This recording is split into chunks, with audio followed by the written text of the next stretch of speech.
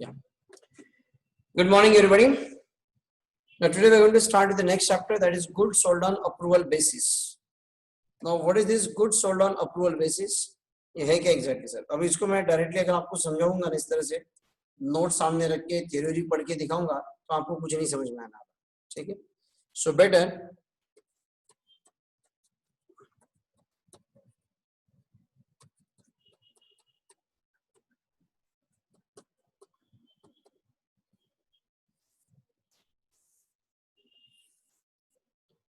goods sold on approval basis. Now what happens?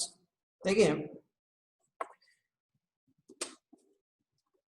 to increase the sale हम लोग कई सारे एडवर्टाइजिंग टेक्निक्स हम लोग यूज करते हैं.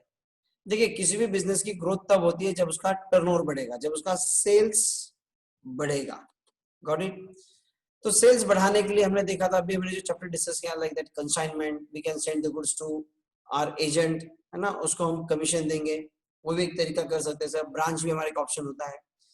उसी तरह से एक ऑप्शन होता है sir goods sold on approval basis. Approval basis मतलब क्या है सर? अप्रूवल का मतलब होता है सेल और रिटर्न. अप्रूवल का मतलब क्या होता है? सेल और रिटर्न. ठीक है. देखिए, कई बार क्या होता है ना कि कोई मैन्युफैक्चरर, समझो आप एक मैन्युफैक्चरर है, ठीक है, आपने कोई प्रोडक्ट मैन्युफैक्चर किया. लेट्स से यू मैन्युफैक्चर्ड से चेयर. चेयर के एग्जांपल मेरे लिए हमेशा बहुत सिंपल रह जाता है. आप चेयर मैन्युफैक्चर करते हैं सर, आपकी फैक्ट्री है, आपने चेयर्स मैन्युफैक्चर किए और आपकी चेयर बहुत अच्छी है sir, very good quality, durability अच्छी है, सब कुछ अच्छा है, लेकिन सर आप उसका मार्केटिंग करने में कम पड़ रहे सर. आप उसका मार्केटिंग करने में आप कमजोर है, ठीक है, नहीं कर पा रहे क्योंकि उतना बजट नहीं है आपका. यूर अ न्यू मैन्युफैक्चरर, आप एक नए मैन्युफैक्चरर हैं और आपका प्रोडक्ट बहुत अच्छा है, लेकिन सर आपने प्रोडक्ट पर काफी काम किया है, बहुत अच्छा प्रोडक्ट बनाया, लेकिन सर उसका प्रॉपर मार्केटिंग नहीं है. मे बी आपका न्यू मैन्युफैक्चर, इसलिए आप बहुत ज्यादा हेवी एडवर्टाइजमेंट, पेपर में हमेशा ऐड देना, होर्डिंग्स लगाना, टीवी पर ऐड देना, सर ये आपके लिए पॉसिबल नहीं है. ठीक है. तो इस केस में हम लोग सेल को कैसे बढ़ाएं? अच्छा, अब आपकी जो चेयर है सर, ये जो आपकी चेयर है जो आपने मैन्युफैक्चर की है, यूर मैन्युफैक्चरर, कोई होलसेलर या रिटेलर आपकी चेयर को तभी रखेगा जब मार्केट में आपके चेयर को डिमांड होगी, जब लोग कस्टमर आपकी चेयर को मांगेंगे. कोई भी रिटेलर, कोई भी होलसेलर आपकी चेयर को अपने शॉप में तभी रखेगा जब कोई कस्टमर आके ये कहे कि हाँ हमें ये कंपनी की चेयर चाहिए. बराबर है? और कस्टमर तब डिमांड करेगा जब कस्टमर को मालूम हो कि आपने मैन्युफैक्चरिंग किया है. अब दिक्कत ये है कि आपने जो प्रोडक्ट मैन्युफैक्चर किया वो लोगों को मालूम ही नहीं है, और क्योंकि लोगों को मालूम ही नहीं है तो डिमांड नहीं करेंगे, और वो डिमांड नहीं करेंगे तो कोई भी होलसेलर रिटेलर आपकी चेयर को नहीं रखेगा.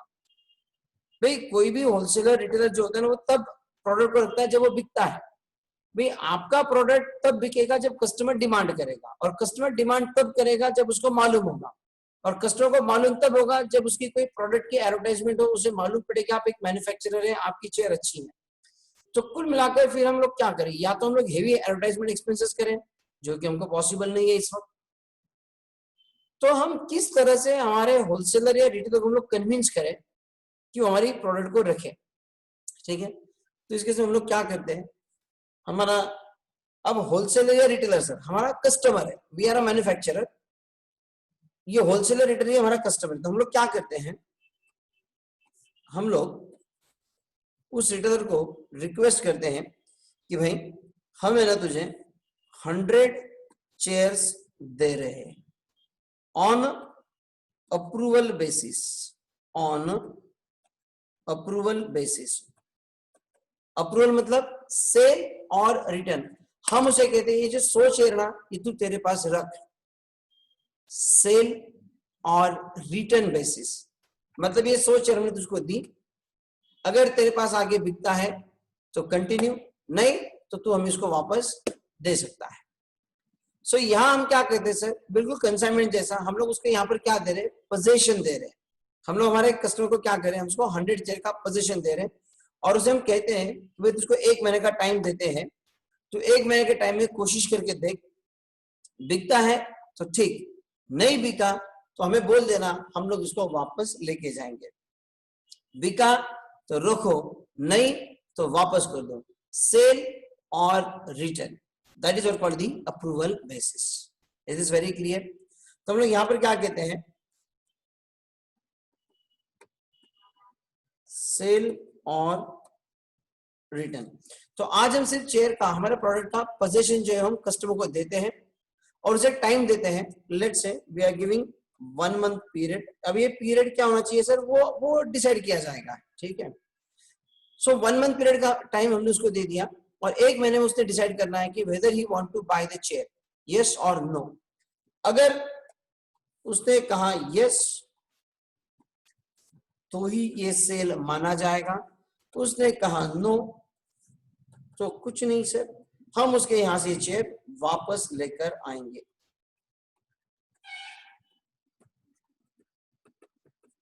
Is this very clear? ठीक है। तो इस केस में हम उसे मौका दे रहे हैं, हम उससे कोशिश करना चाहते हैं कि किसी तरह से हम उसको कन्विंस करें।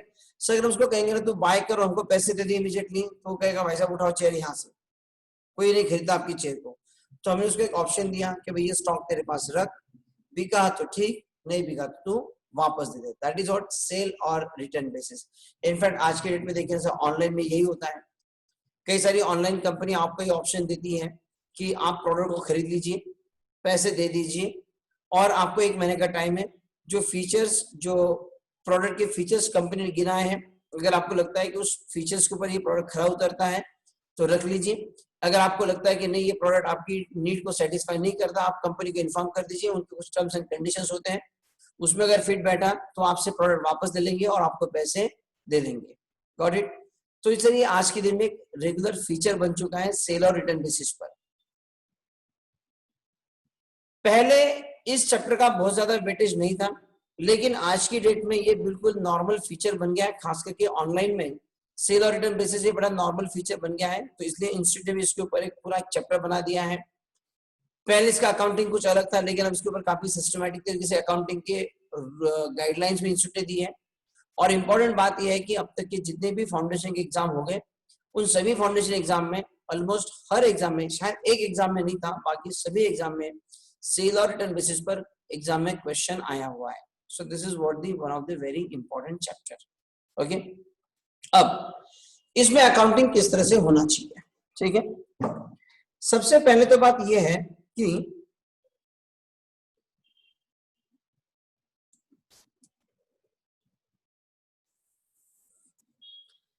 अंडर सेल और return basis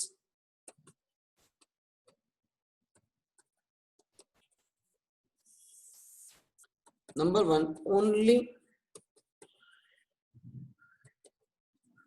possession is given to prospective buyer। आज हम उसको बायर नहीं कह सकते ना, जो हमारा कस्टमर है, हम उसको चेयर दे दी है मतलब हमारा बायर नहीं हुआ। बायर तब होता है जब उसको कुछ सेल करते हैं। यहाँ पर उसको क्या करें, only possession is given. Sales will be considered on, sale कब माना जाएगा, सेल कब माना जाएगा, on the date on which buyer gives consent or given reasonable period expired, whichever is earlier। ये सबसे इंपॉर्टेंट पॉइंट है, सेल कब माना जाएगा। अब देखिए यहां पर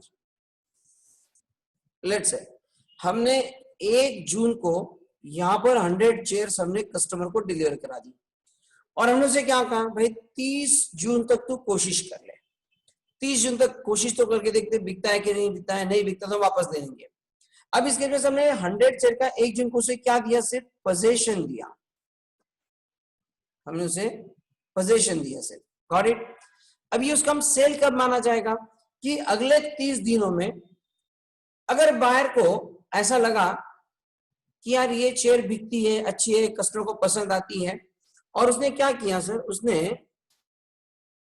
आपको इन्फॉर्म किया कब, लेट से 10 जून को उसने कहा कि yes I want to buy, उसने यहां पर आपको दी कंसेंट। कब कंसेंट दी? 10 जून को।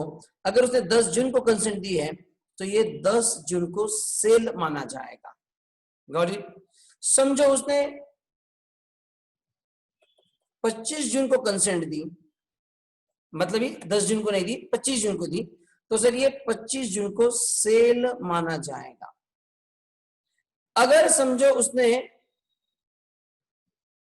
27 जून को इन्फॉर्म करके कहा कि भाई साहब ये मेरे पास नहीं बिकता, उठाओ यहां से, तो सर इस केस में आपका सेल कभी भी नहीं माना जाएगा। रीडिंग हियर सर, प्लीज ये ध्यान रखिए सर, 10 को उसने हाँ कहा, 25 को हाँ कहा और 27 को ना कहा, ऐसा नहीं कह रहा हूं, ये तीनों अलग अलग एग्जांपल है।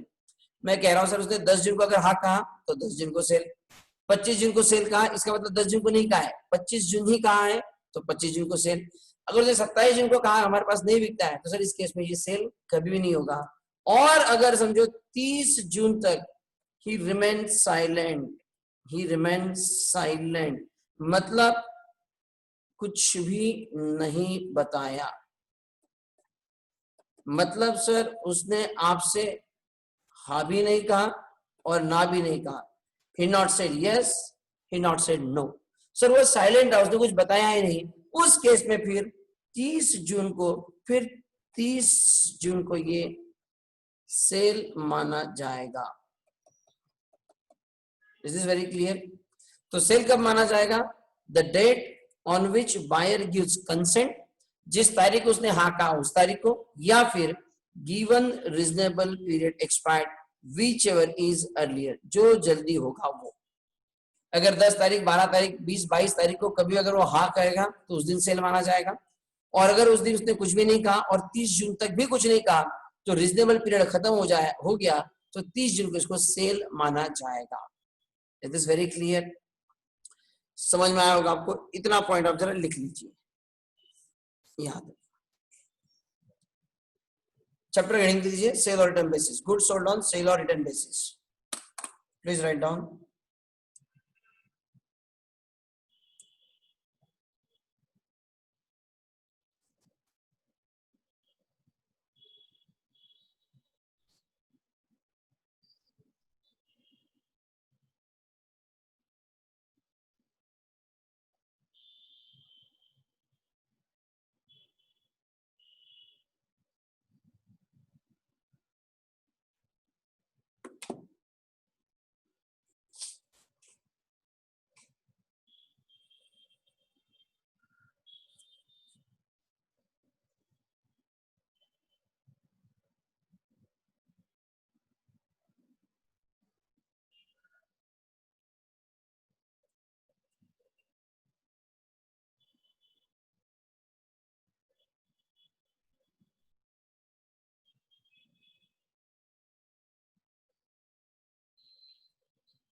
हो गया आपका? रिप्लाई करना।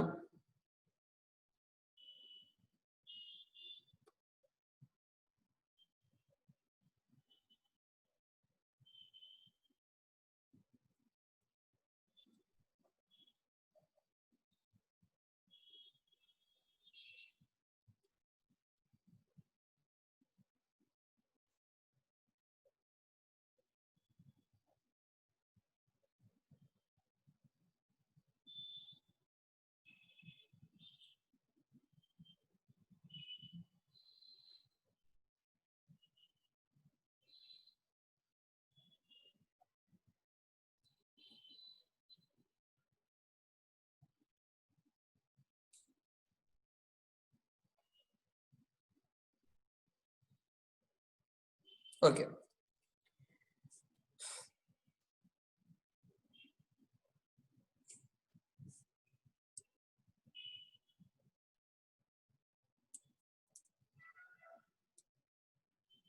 नाउ हियर अब थोड़ा प्रैक्टिकली सीखेंगे सर इस केस में, ठीक है? अकाउंटिंग इसका किस तरह से किया जाएगा। अब बेसिकली ध्यान से सुनिएगा,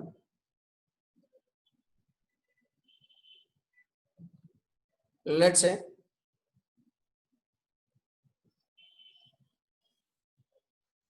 ये हमारा पीरियड है,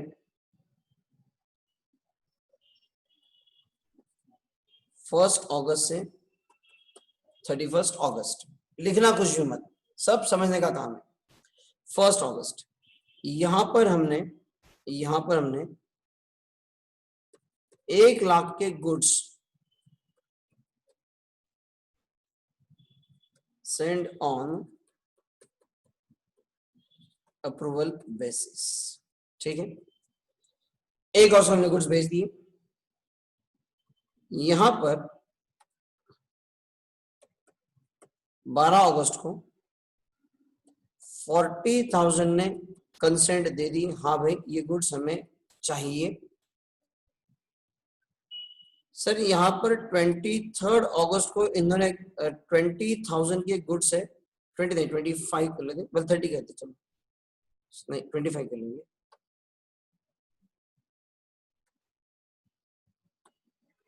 25,000 ने कहा नहीं चाहिए, उन्होंने कर दिया रिजेक्ट। एंड 31 अगस्त आते आते फिर जो बैलेंस बच गया कितना, 40, 25, 65 गया, कितना रह गया यहाँ पर 35,000। नो डिसीजन, इन्होंने आपसे कुछ भी नहीं कहा। They not said yes, they not said no. Got it sir? ध्यान से सुनिएगा, बिल्कुल आराम से कीजिएगा, सिचुएशन ठीक से समझ लीजिएगा आप लोग क्या क्या हो रहा है। 1 अगस्त को आपने गुड्स दिए, तो ये तो यहाँ तो आपने उनको सिर्फ पोजीशन दिया हुआ है, ठीक है। उनमें से 40,000 का 12 अगस्त उन्होंने कहा कि हाँ ये हमारे पास बिकेगा। 23 अगस्त को 25,000 ने रिजेक्ट कर दिया, उन्होंने कहा नहीं चाहिए हमको, हमारे यहाँ नहीं बिकता। एंड 35,000 ने उन्होंने कुछ भी नहीं कहा। अब इस केस में अकाउंटिंग एंट्रीज क्या होती है? अब यहां पर सबसे इंपॉर्टेंट बात,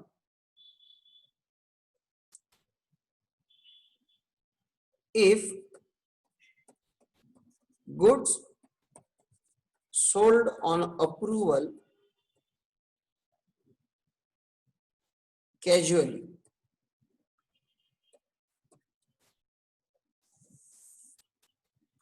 अब अकाउंटिंग किस तरह से होता है उसमें डिपेंड करता है sir, whether you send the goods casually और फ्रीक्वेंटली।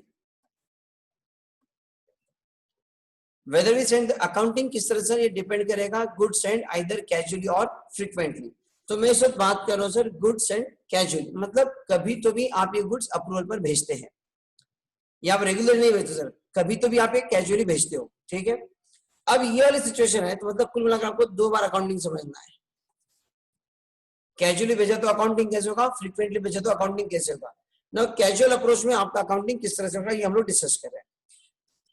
अब बेसिकली ऑन द 1 अगस्त goods send on approval basis, ये एक्चुअली इस दिन का सेल नहीं है, बट फिर भी 1 अगस्त को ये आपका सेल माना जाएगा।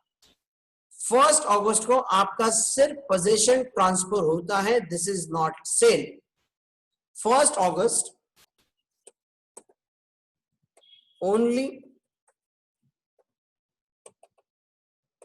possession is transferred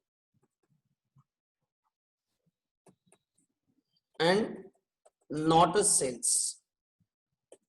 लेकिन फिर भी 1 अगस्त को इसकी सेल्स की एंट्री आपको पास करनी पड़ेगी। Is this very clear?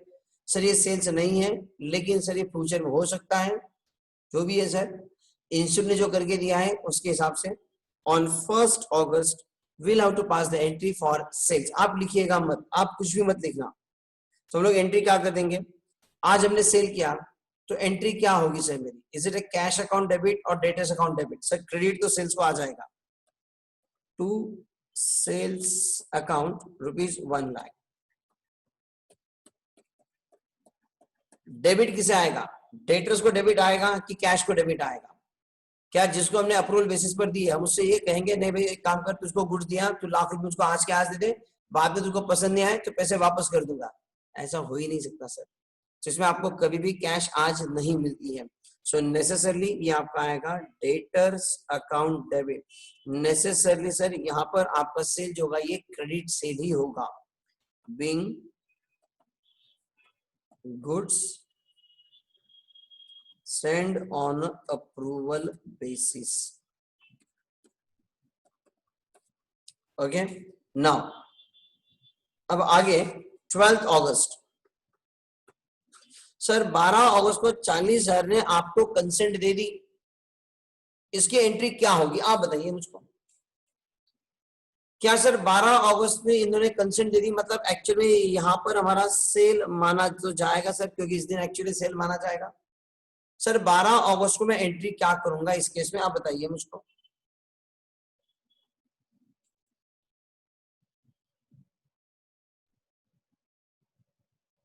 क्या एंट्री होगी सर इस दिन, क्या 12 अगस्त को क्या एंट्री होनी चाहिए बताइए सर। उन्होंने कंसेंट दी है आपको, कैश की बात नहीं है सर, उन्होंने आपको कंसेंट दी, हाँ भाई हमें इस गुड्स पसंद आ गए, ये गुड्स हमारे यहाँ पर बिकेंगे। पैसे नहीं दिए उन्होंने, कर पैसे तो बाद में देंगे फ्यूचर में, पैसे नहीं दिए, they just give a consent, हाँ भाई हमारे यहाँ बिकेगा, व्हाट दे आर सेइंग हमारे यहाँ पर बिकेगा। तो क्या सर 12 अगस्त को मुझे क्या एंट्री करनी होगी। बिल्कुल करेक्ट सर, चैट बॉक्स में आंसर आया है, it is a no entry. बिल्कुल सही है सर, क्योंकि पूरे 1 लाख रुपए का जो हमने गुड्स दिया था सर, हम पूरे 1 लाख रुपए की ऑलरेडी सेल्स की एंट्री कर चुके। कब 1 अगस्त को, उसमें से आपका 40,000 का अप्रूव हो गया, लेकिन सर ये जो आपका अप्रूव हो गया 12 अगस्त को, लेकिन हम ऑलरेडी एंट्री कर चुके हैं सर, इसलिए 40,000 का कोई एडिशनल सेल नहीं हुआ आपका, इसलिए 40,000 आपको फिर से एंट्री नहीं करनी है। 1 तारीख को जो आपने ऑलरेडी एंट्री कर दी उसमें 40,000 का एंट्री आ चुका है, सो 12 अगस्त को you need not to pass the entry. This is very clear. And now on 23rd August, on 23rd August sir 25,000 ने आपके गुड्स को रिजेक्ट कर दिया, उन्होंने कहा उठाओ यहाँ से आपका माल, हमको नहीं चाहिए, नहीं बिकता हमारे यहाँ पर, ठीक है। तो सर 23rd अगस्त को जो हमने ऑलरेडी सेल कंसिडर करके रखा था 1 लाख का, वो 25,000 का सेल यहाँ आपका रिजेक्ट हो गया। मतलब 23rd अगस्त को अभी हमने जो ऑलरेडी सेल करके रखा सर, ये हमारा सेल में कन्वर्ट नहीं हुआ, उन्होंने तो कह दिया हमको गुड्स नहीं चाहिए, तो उन्होंने गुड्स आपको वापस कर दिए, वापस भेज दे, या फिर आप लेके आ गए। मतलब सर यहाँ पर जो 1 अगस्त को जो मैंने एंट्री कराई थी 1 लाख की, उसमें से 25,000 का रिजेक्ट कर दिया, तो मुझे जो 1 अगस्त की एंट्री की थी सर, इस एंट्री को मुझे रिवर्स करना पड़ेगा विद अमाउंट रुपीज 25,000, क्योंकि मैंने उसको सेल माना था, लेकिन फाइनली 23rd अगस्त को ये मेरा सेल नहीं हुआ, ये सेल मुझको कैंसिल करना पड़ेगा। सो ऑन 23rd अगस्त मुझे एंट्री करनी पड़ेगी as sales account debit to debtors account rupees 25,000। आप इसे सेल्स को भी डेबिट कर सकते हैं, या फिर आप इसको सेल्स रिटर्न भी कंसिडर कर सकते हैं, क्योंकि 1 तारीख को हमने किया सेल्स, 23rd को इसको कर दो रिवर्स, तो आप एंट्री कर सकते हैं sales account debit to debtor, या फिर ऑप्शन है सर यहाँ पर आपके ऑप्शन है, आप सेल्स को डेबिट कर सकते हैं या फिर आप सेल्स रिटर्न अकाउंट को भी डेबिट कर सकते हैं। चॉइस इज योर सर, कुछ भी कर लीजिए। इंस्टीट्यूट ने दोनों ऑप्शन दिया आपको। 23rd अगस्त को बेसिकली सेल ही नहीं ना आपका, लेकिन आप 1 अगस्त को सेल्स की एंट्री पास कर चुके हैं, सो 23rd अगस्त को या तो आप सेल्स की एंट्री को रिवर्स कर दीजिए, या फिर इसे आज आपको सेल्स रिटर्न मान लीजिए, क्योंकि बाद में तो भी सेल्स रिटर्न क्या होता है, सेल्स में से माइनस ही होता है। Got it. So being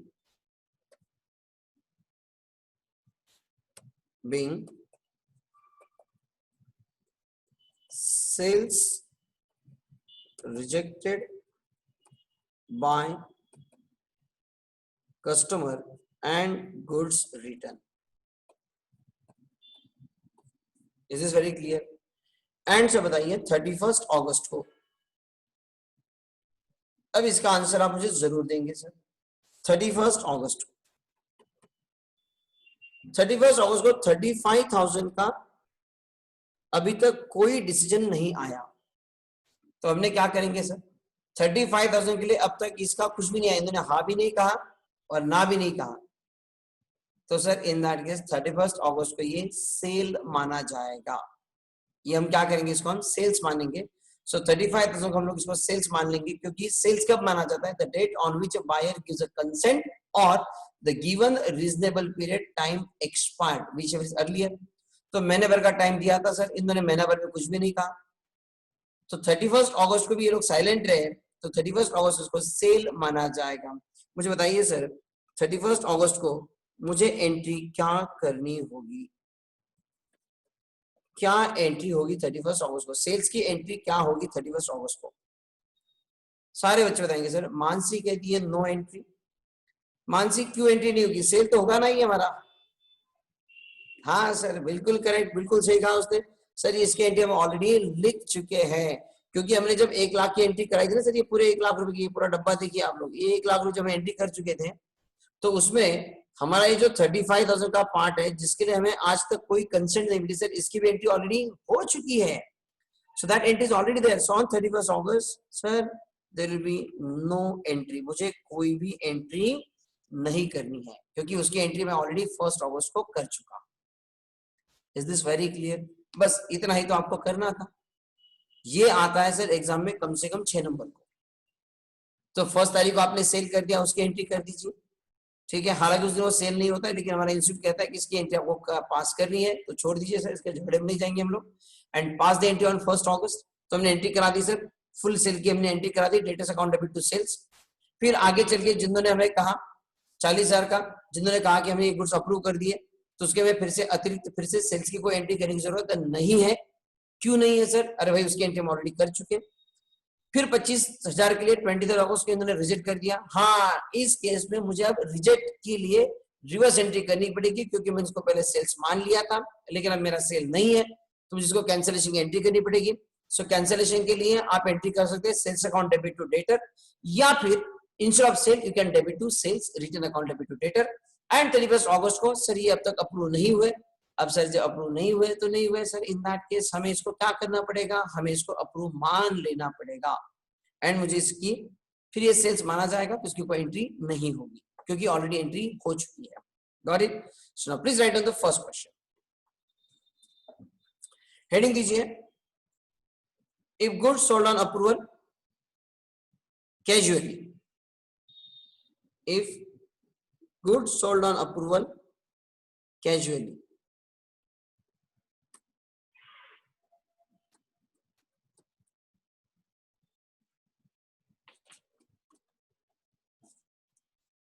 write in the question, for the following transactions pass journal entries, for the following transactions pass journal entries, for the following transaction pass journal entries in the books of Mr. X, in the books of Mr. X। Column कर लीजिए date,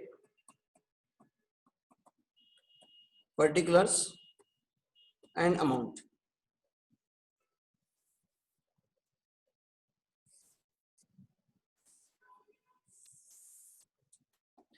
date, particulars and amount।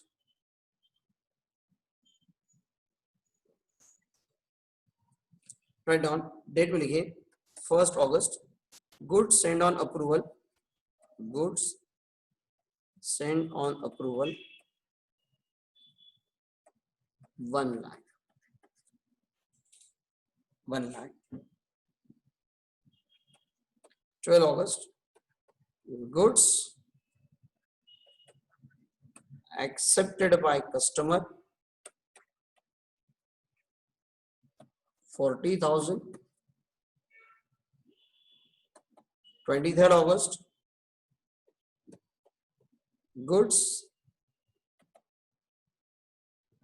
rejected by customer 25,000।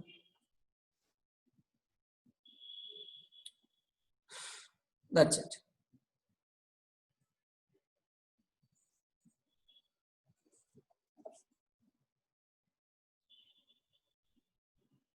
आप सबसे पहले ये वाला image बना के आपके पास, ताकि आपको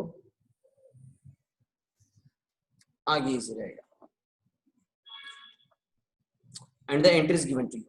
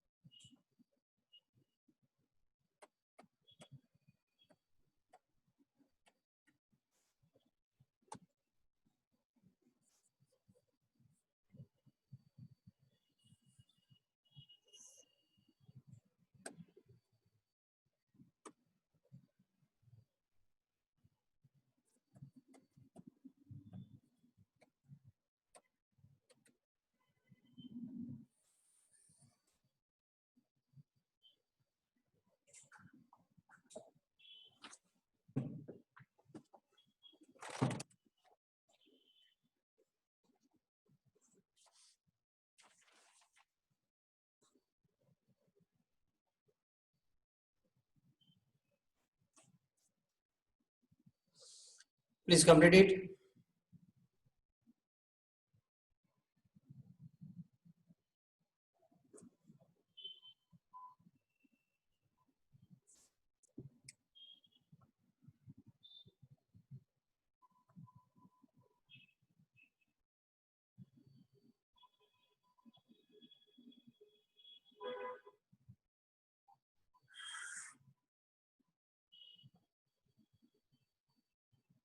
हो गया? मानसी का हो गया, पृथ्वी हो गया, प्रतीक्षा,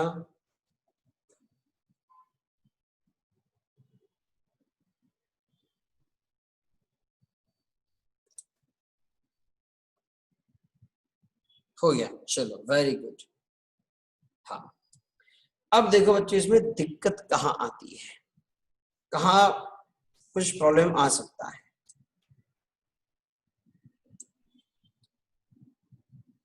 लेट्स सी।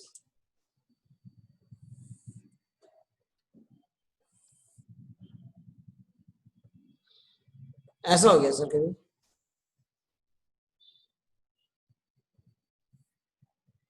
आपने 15 मार्च को गुड सेंड किए और 15 अप्रैल तक का टाइम है। Good send on approval basis on 15 मार्च, ठीक है। तो यहां पर let's say good send on approval कितने के? 2 लाख के। और आपके नॉलेज के लिए बता दो सर, हमारा प्रॉफिट जो है, प्रॉफिट 25% ऑन कॉस्ट है। हमारा प्रॉफिट कितना है सर? 25% on cost. मतलब ही क्या हुआ? इट इज 20% ऑन सेल्स हो गया, ठीक है।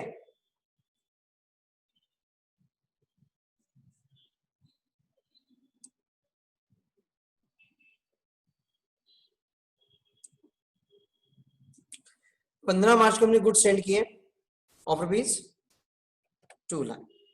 Now what happened on 20 March? Acceptance आ गया सर, मतलब कंसेंट आ गया। कितनों से कंसेंट आ गया? लेट्स से सर 1 लाख रुपए के जो कस्टमर था उन्होंने कंसेंट दे दिया। 28 मार्च को रिजेक्ट कर दिया 40,000 में। ये मेरा यहां पर 31 मार्च है सर, जो कि है मेरा ईयर एंड, ओके। और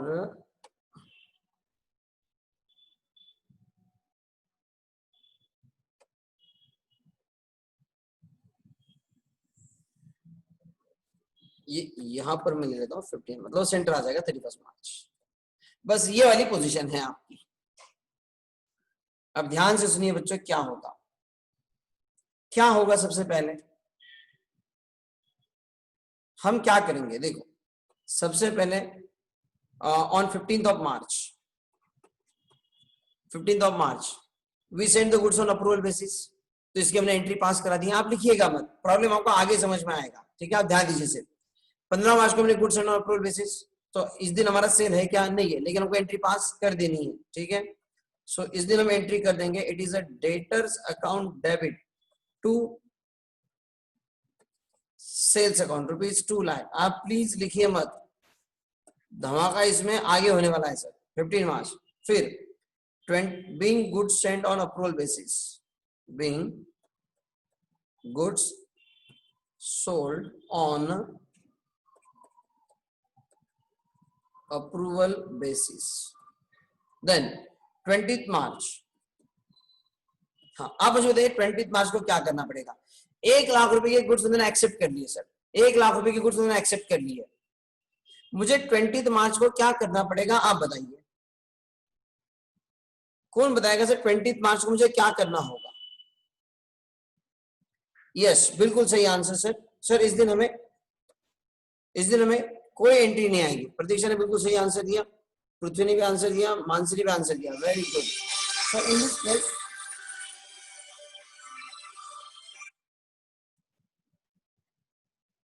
20th मार्च को नो एंट्री, क्योंकि सर हमें यहाँ पर सेल्स की एंट्री करने की जरूरत नहीं है, क्योंकि 1 लाख रुपए का सेल इस दिन जो अप्रूव हुआ है सर, वो ऑलरेडी 2 लाख की इसकी हम एंट्री 15 मार्च को कर चुके हैं। अब 28 मार्च को सर उन्होंने रिजेक्ट कर दिया। 28 मार्च को जो रिजेक्ट कर दिया उसके लिए हम लोग क्या करें। अब सर जो 28 मार्च को उन्होंने जो रिजेक्ट कर दिया उसके लिए हमें क्या करना होगा।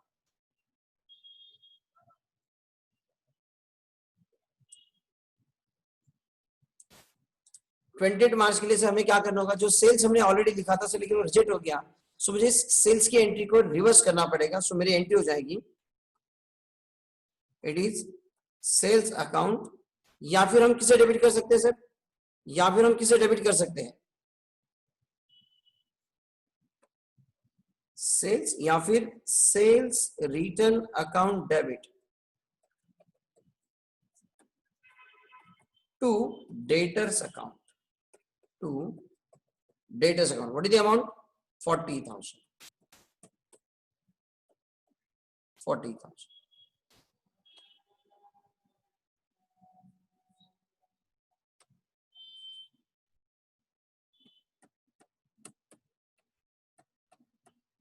Okay. Now, अब इंपॉर्टेंट बात है सर 31 मार्च की। अभी यहां आ गया मेरा ईयर एंड, ये 31 मार्च को आ गया ईयर एंड। अब आप देखेंगे सर तो 1 लाख के लिए कंसेशन मिल गया, 40,000 ने रिजेक्ट कर दिया, मतलब 60,000 जो है ना, 60,000 यहां पर पेंडिंग है सर। यहां पर क्या है आपका, पेंडिंग है। मतलब ये 60,000 के लिए इन्होंने आपको यस भी नहीं कहा है, नो भी नहीं कहा है, इन्होंने आपसे कुछ भी नहीं कहा है। और सर गिवन पीरियड भी खत्म नहीं हुआ आज के डेट में। 31 मार्च को आपका जो रीजनेबल पीरियड है सर वो खत्म कब होता है, 15 अप्रैल को खत्म होना है। मतलब जो गुड्स 15 मार्च को दिए उसके लिए पीरियड खत्म कब होना है आपका, 15 अप्रैल को। मतलब 31 मार्च के लिए ये जो 60,000 है इनका तो पीरियड खत्म नहीं हुआ है। उन्होंने आपसे अब तक कंसेशन भी नहीं दी है, हाँ भी नहीं कहा है, ना भी नहीं कहा है। अब मैं 31 मार्च को मैं क्या करूं सर, ये 60,000 की एंट्री में ऑलरेडी पास कर चुका हूं यहां पर इस 2 लाख में। लेकिन सर ये 31 मार्च को क्या ये मेरा सेल है, shall I continue with this 60,000 as a sale or I will have to reject the entry, I will have to cancel the entry। क्या करना होगा सर, क्या 31 मार्च को मुझे ये सेल्स की एंट्री कैंसिल करनी पड़ेगी, यस और नो। क्योंकि 60,000 के लिए मैं ऑलरेडी 15 मार्च को एंट्री पास कर चुका हूं, लेकिन 31 मार्च को अब तक मैं नहीं जानता सर ये मेरा सेल है कि नहीं है सर। क्योंकि कस्टमर को मैं अभी बाइंडिंग नहीं कर सकता, तुम आज के आज ही बताओ करके, क्योंकि 15 अप्रैल का टाइम दिया हुआ है हमने। तो मैं क्या करूं सर यहाँ पर। हाँ, पृथ्वी ने बिल्कुल सही कहा सर। वो कहता है सर पहली एंट्री जो हमने पास की थी उसको हमको क्या करना पड़ेगा, रिवर्स करना पड़ेगा। बिल्कुल सही, क्योंकि यहाँ पर given reasonable period is not yet expired, time खत्म नहीं हुआ है। उसने ना भी नहीं कहा है, उसने हाँ भी नहीं कहा है, लेकिन सर हम इसको कंसिडर, इसे एज अ सेल कंसिडर नहीं कर सकते। हमने इसे ऑलरेडी सेल कंसिडर किया है, लेकिन 31 मार्च को ये हमारा अब तक सेल कंफर्म नहीं हुआ है। सो 31 मार्च को ये जो 60,000 है, फॉर दिस 60,000 जो कि आज मुझे पेंडिंग है, मुझे इसकी सेल्स की एंट्री जो मैं ऑलरेडी कर चुका हूं, मुझे इसको करना पड़ेगा रिवर्स। सो 31 मार्च को मुझे एंट्री करनी पड़ेगी as sales account debit. Do remember sir, यहाँ सेल्स रिटर्न को डेबिट करने का ऑप्शन नहीं है आपके पास, यहाँ आपको सेल्स ही रिवर्स करना है। So sales account debit to debtors account 60,000 being sales entry cancel. Is this very clear? And सबसे इंपॉर्टेंट बात यहां पर है सर, 31 मार्च को सर ये जो 60,000 का जो स्टॉक जो कि हमारे कस्टमर के प्रीमाइसेस में है, सर ये गुड्स कस्टमर के प्रीमाइसेस में है ना, because it is sent to the customer on approval basis. तो ये गुड्स कस्टमर के प्रीमाइसेस में है, लेकिन ओनरशिप तो हमारी है। पोजीशन कस्टमर के पास है, लेकिन ओनरशिप हमारे पास है। तो हमें सर ये जो स्टॉक है, ये स्टॉक हमें हमारे बुक्स में लिखना पड़ेगा। This is a stock lying with the customer premises but it belongs to us. Sir consignment में याद है क्या आपको? कंसाइनमेंट में क्या होता था? Good sent by consignor to consignee, और एट द एंड कंसाइनी के पास स्टॉक रहता था, लेकिन वो स्टॉक हम हमारे बुक्स में लिखते थे ना। द पॉइंट हियर, वो स्टॉक हमारा होता था। तो पोजीशन यहाँ पर कंसाइनी के पास था, इस केस में पोजीशन कस्टमर के पास है, लेकिन ओनरशिप तो हमारी है। सो 31 मार्च को ये स्टॉक मुझे अपने बुक्स में लिखना पड़ेगा and it is to be recorded at cost और एनआरवी व्हिचएवर इज लोअर। तो ये जो 60,000 सर ये क्या थी आपकी? ये थी आपकी सेलिंग प्राइस,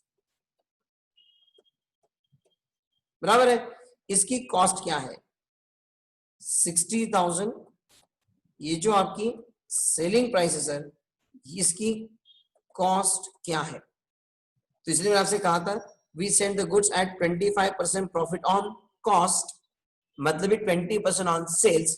तो ये 60,000 में से 20% अगर हम लेस कर दें तो हमें मिल जाएगी cost, and that comes to rupees 48,000। तो ये जो 60,000 जो सेलिंग प्राइस है सर, इसकी कॉस्ट 48,000 है, और ये स्टॉक हमारा है। तो ये हमें लिखना पड़ेगा stock on approval basis account debit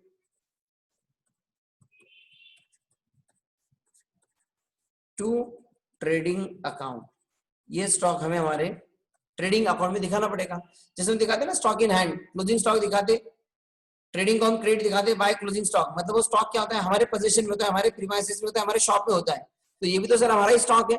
only thing is that it is not in our premises, it is on approval basis link with some others premises. So this is what stock on accrual basis account debit to trading account, and the amount is rupees 48,000. Is this very clear? So please ये वाला point यहां पर हमने नया सीखा।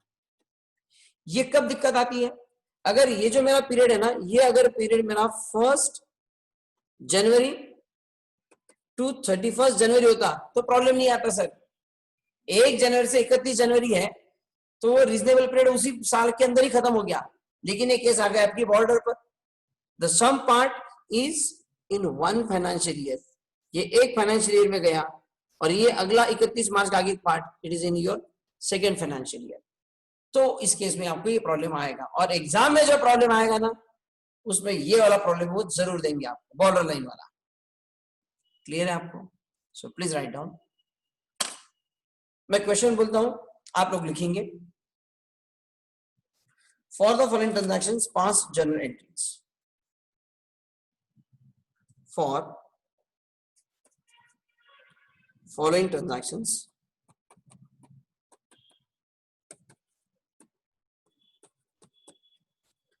pass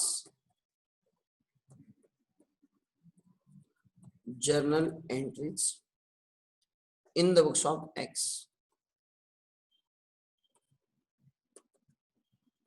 In the books of X. Date, particulars, and amount. Date, particulars, and amount. Write down 15 March. Goods send on approval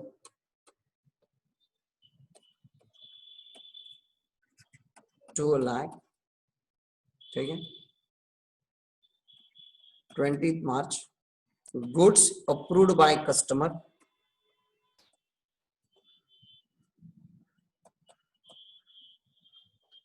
Goods approved by customer 1 lakh. 28th March. Goods rejected by customer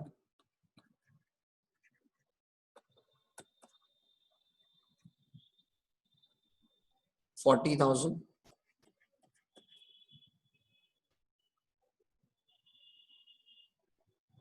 31st March. Pending approval 60,000.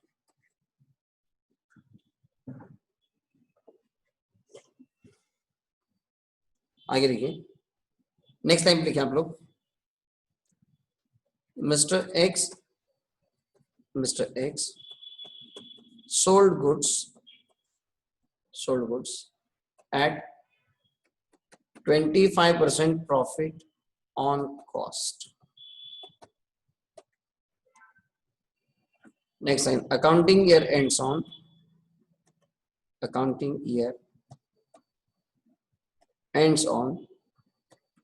31st March and given a reasonable period to customer expires on 15 April. Expires on 15 April. Okay. चलिए sir, ये entries आपके सामने screen पर है.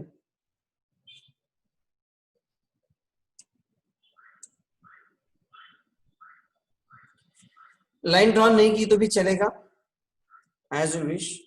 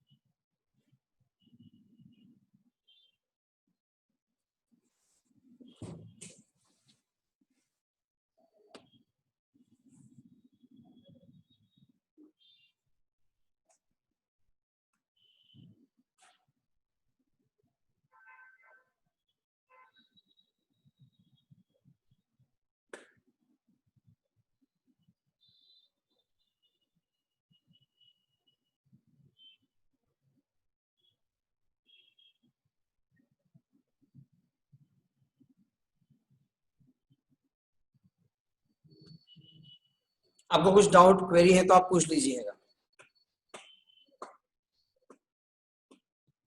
वैसे मैंने सिखाने के बाद शायद ही कोई चांस है कि कोई डाउट या क्वेरी रहेगी, आई एम वेरी श्योर।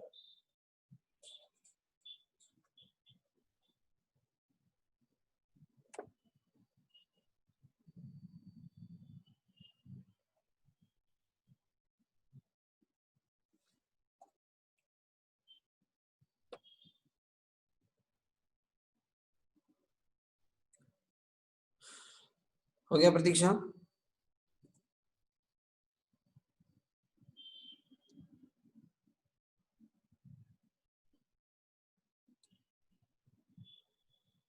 चलो सबके फटाफट आंसर आए सर, फटाफट हो गया, done done, clear, yes, sure, clear, very good. चलो नाउ जो नोट्स में जो प्रॉब्लम उसे हम लोग देखते हैं यहाँ पर। अभी शुरुआती थियरी है सर, इसको आप बाद में फुर्सत में पढ़ लेना।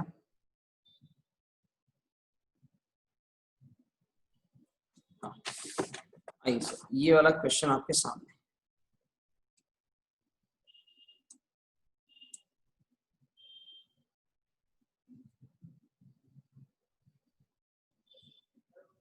सो please come to this question number first. Notes में देख लीजिए आप लोग। स्टडी मटेरियल का क्वेश्चन ही हमारा। C sent goods to his customer on sale or return basis. The foreign transaction took place during 2016. September 15 sent goods to customer on sale or return basis at cost plus 33 1/3%. Cost plus 33 1/3. Cost पे 33.33. 33 1/3 मतलब sales पर 25%. What is the amount is rupees 1 lakh. 20th October goods returned by customer 40,000. 20 अक्टूबर को return आ गया sir, very good. 25th November received letter of approval from customer, so these are the goods approved 40,000, and 31st December goods with customer awaiting approval। 31st December को अभी हम लोग इंतजार कर रहे हैं क्या होगा, एक्सेप्ट करेंगे, रिजेक्ट करेंगे। awaiting the approval मतलब तक reasonable period is not yet expired sir। C records sale or return transactions as an ordinary sale। You are required to pass the necessary journal entries in the books of C, assuming that accounting year close on 31st December 2016।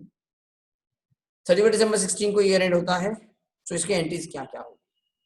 So write down sir in the books of CE journal entries.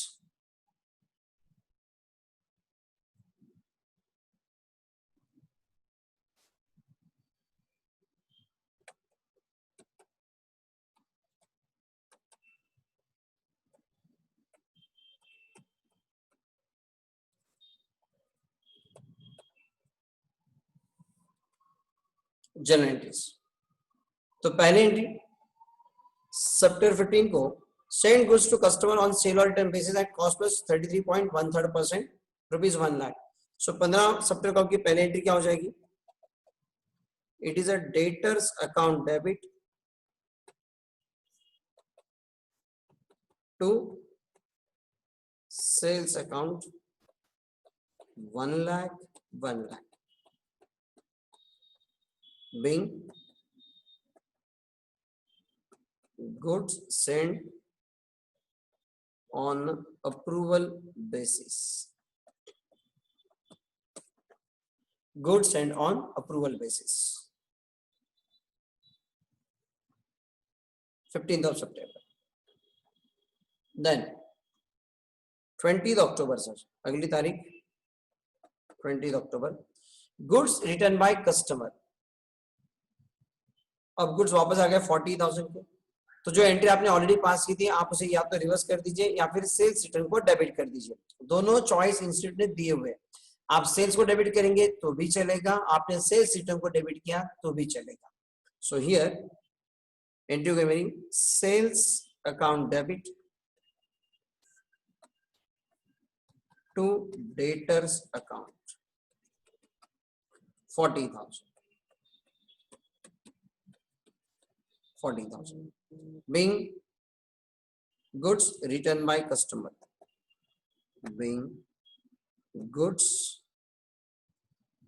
rejected by customer, rejected by customer.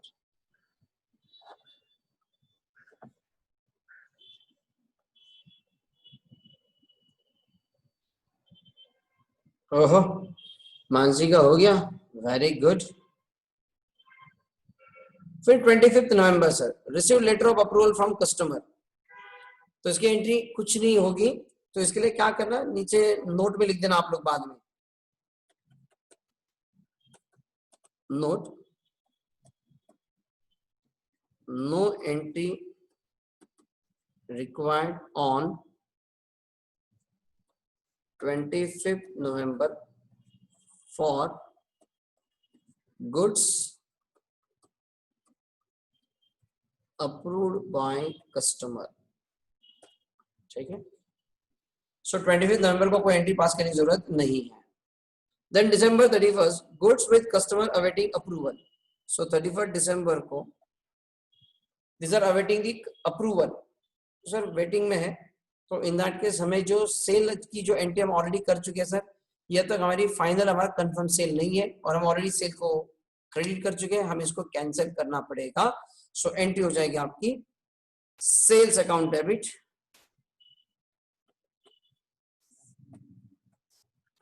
to debtors account and the amount is rupees 20,000. Being goods not yet approved by customer. Goods not yet approved by customer. और ये जो 20,000 के goods हैं sir, ये selling price है, तो ये goods lying in the premises of customer, but it belongs to us, sir ये हमारे हैं, इसका फिजिकल पोजीशन कस्टमर के पास है लेकिन इसकी ओनरशिप हमारी है सर। तो इसे क्या करना होगा, इसकी कॉस्ट या फिर NRV, sorry it is NRV और it's a cost which is less, ये हमें बुक्स में रिकॉर्ड करना पड़ेगा। तो इसकी एनआरवी मतलब मार्केट प्राइस, सेलिंग प्राइस 20,000 है और इसकी कॉस्ट हमको निकालनी पड़ेगी। सो कितनी आएगी cost, the goods stand at cost plus 33 1/3, cost पे 33 1/3 मतलब सेलिंग प्राइस का 25%। So this is working note, cost of goods with customer, it is 20,000 minus 25% comes to 15,000। तो इसकी एंट्री करनी होगी हमको, स्टॉक की entry, stock on approval basis account debit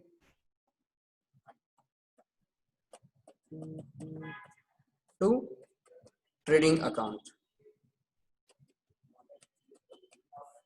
15,000 being stock with customer, being stock with customer on approval basis, being stock with customer on approval basis, okay. तो but अब इस trading को क्रेडिट आ जाएगा by stock on approval, and stock on approval फिर आपके balance sheet asset में आएगा, स्टॉक इन ट्रेड और उसी के नीचे स्टॉक ऑन अप्रूवल, और फिर ये आपका टोटल स्टॉक आउटर कॉलम में आएगा बैलेंस शीट में। Got it? ओके बच्चों, so fine, will stop here, will continue tomorrow, bye bye.